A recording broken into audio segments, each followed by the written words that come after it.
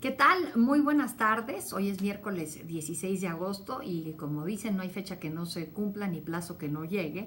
Hoy arrancaron ya las renegociaciones del Tratado de Libre Comercio de América del Norte. Y bueno, pues es este acuerdo comercial que representa el 25% del PIB mundial actualmente, que implica un comercio de 3.000 millones de dólares diarios, o sea que no estamos hablando de poca cosa.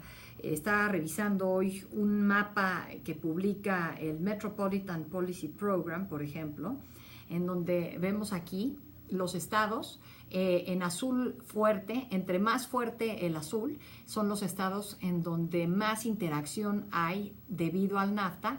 Los azul es más del 60%, y los más claritos es alrededor del 20%. Así es que por poco comercio que estemos hablando a nivel estatal, por ejemplo, California habla de que ahí está alrededor del 20%, y es pues uno de los estados que tiene el menor flujo de interacción entre los tres países de Norteamérica. Me llama la atención porque si vemos este mapa, pues la coincidencia con el mapa que llevó a el triunfo de Donald Trump con los estados rojos, que son los estados que le dieron el triunfo a Trump, pues no estamos hablando de poca cosa. Estamos hablando de que los azules, por ejemplo, ahí está California, le dio el triunfo a Hillary. Entonces los rojos le dieron el triunfo a Trump y serían los más afectados de haber una salida de este acuerdo o de llegar a un tipo de negociación que no beneficia a Estados Unidos y desde luego que no beneficia a México.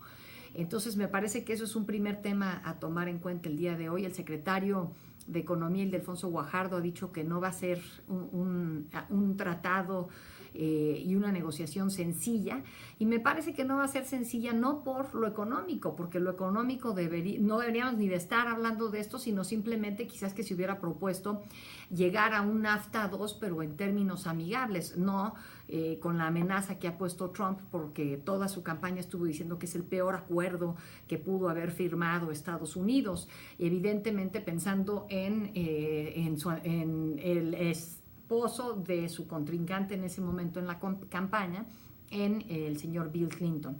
Pero entonces me parece, pues primero, que tenemos que entender eso en estas negociaciones. Segundo, que van a estar contaminadas por el clima político. En México, evidentemente, pues a partir de septiembre arranca el periodo de elecciones hacia la presidencial del 2018, o sea, ya estamos hablando de 2 semanas y media.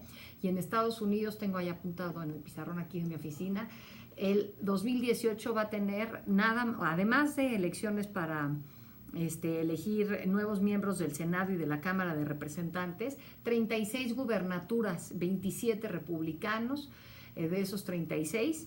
Entonces va a ser un año electoral también cargado pues justamente de este sentimiento electoral en los Estados Unidos. Eso me parece que será un tema importante a tomar en cuenta, un segundo tema importante a tomar en cuenta.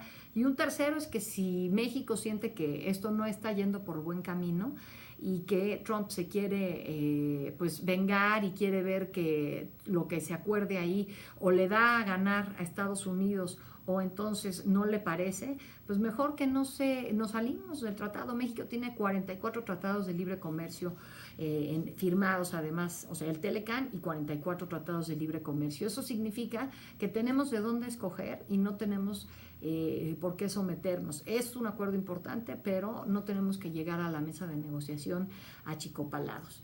Básicamente es una reflexión para mi blog el día de hoy, que como le digo, arrancan estas negociaciones. Ya mañana hablaremos un poco de más, con más amplitud del tema Odebrecht, y me parece que sigue ahí vigente al armar un blog sobre el tema de Donald Trump y bueno, pues su evidente racismo. Por lo pronto, muchas gracias por acompañarme. Yo los espero también en anapaulaordorica.com. Buenas tardes.